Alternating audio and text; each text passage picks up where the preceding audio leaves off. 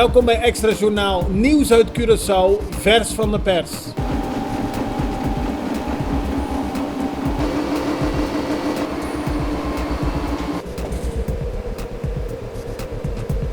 En dit is het nieuws van vandaag.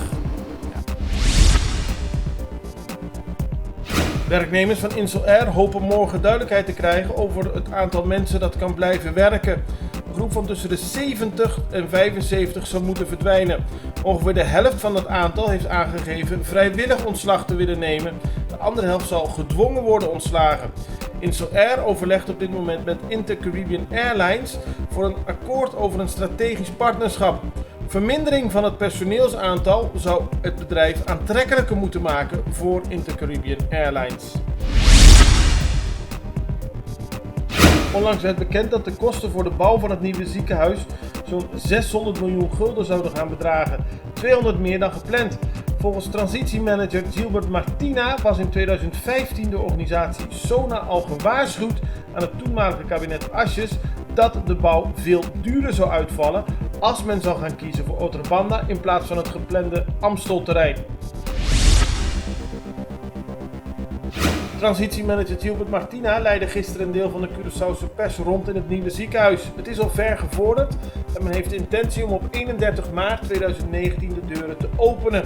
Andere opvallende zaken: er zijn 48 kamers waarin gedialyseerd kan worden, wat aangeeft dat dit op Curaçao heel veel voorkomt.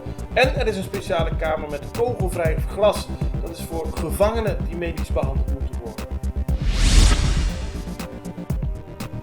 Parlementariër voor de Socialistische Partij Ronald van Raak heeft vragen gesteld aan staatssecretaris voor Koninkrijksrelaties Raymond Knops.